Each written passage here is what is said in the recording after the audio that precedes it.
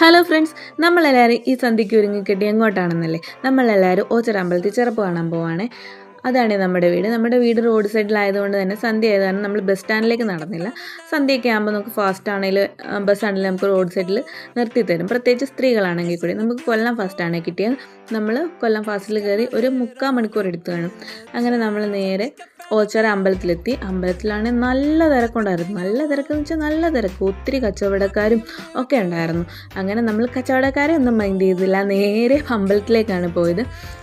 അമ്പലത്തിലേക്ക് കയറുമ്പോൾ തന്നെ നന്ദികേശൻ വാതിക്ക് നിൽപ്പുണ്ടേ. നമ്മൾ നന്ദികേശനെയൊക്കെ തൊഴുതു അകത്തേക്ക് കയറിയപ്പോൾ ഒത്തിരി അയ്യപ്പന്മാരുണ്ടായിരുന്നേ. അയ്യപ്പന്മാരെല്ലാം കെട്ടുമുറുക്കാനായിട്ടും കെട്ടുമുറുക്കി പോകുന്നവരും ഒക്കെ ഉണ്ടായിരുന്നേ. നമ്മൾ പിന്നെ അതൊക്കെ കഴിഞ്ഞ് അമ്പലത്തിൻ്റെ അകത്ത് കയറി പ്രാർത്ഥിച്ചു, കാവിലൊക്കെ പോയിട്ട് തിരിച്ച് പെട്ടെന്ന് ഇറങ്ങിക്കഴിഞ്ഞ് നമ്മൾ പോയത് കാർണിവലിലേക്കാണ്. ഈ സാധനത്തിൽ കയറണമെന്ന് ഭയങ്കര ആഗ്രഹമായിരുന്നു. പക്ഷെ അത് കയറിയതോടുകൂടി മതി, എൻ്റെ തല കറങ്ങിയില്ലെന്നേ ഉള്ളൂ.